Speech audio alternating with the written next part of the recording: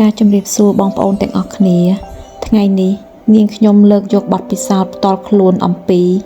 របៀបបន្ទាបខ្លួនជាមួយម្ចាស់បំណុលនៅពេលយើងមានបំណុលមនុស្សជាច្រើនមានអារម្មណ៍ខ្លាចនិងអៀនមិនហ៊ាននិយាយមិនហ៊ានជួបជាមួយនឹងម្ចាស់បំណុលទេព្រោះយើងគិតថាការបន្ទាបខ្លួនគឺជាការបាត់បង់កិត្តិយស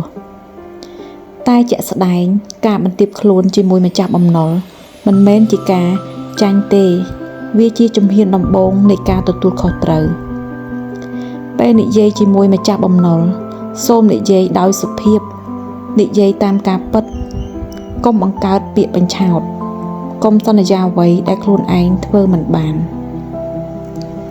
សូមបង្ហាញថាយើងទទួលស្គាល់កំហុសយើងមិនរត់គេចហើយយើងមានចិត្តចង់ដោះស្រាយទោះបីជាបន្តិចម្ដងក៏ដោយការបន្ទាបខ្លួនគឺការនិយាយដោយចិត្តស្ងប់ស្ដាប់គេឲ្យចប់និងគោរពអារម្មណ៍គ្នាទៅវិញទៅមកម្ចាស់បំណុលភាគច្រើនមិនចង់ឲ្យអ្នកបាត់បង់អ្វីទាំងអស់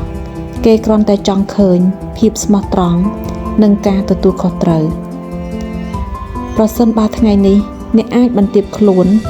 និងនិយាយដោយសុភាពថ្ងៃស្អែកផ្លូវដោះស្រាយនឹងចាប់ផ្ដើមបើកចំហកុំភ្លេចថាការបន្ទាបខ្លួនមិនធ្វើឲ្យអ្នកអន់ទេតែធ្វើឲ្យអ្នកមានផ្លូវដោះស្រាយបានម្ចាស់បំណុលក៏ជាមនុស្សដែរដូចនេះម្ចាស់បំណុលនឹងទុកពេលឲ្យយើងអ្នកត្រូវជឿខ្ញុំព្រោះខ្ញុំបានធ្វើរឿងនេះរួចហើយសូម Subscribe Channel របស់ខ្ញុំដើម្បីបានស្ដាប់បទពិសោធន៍ផ្សេងៗទៀតសូមអរគុណ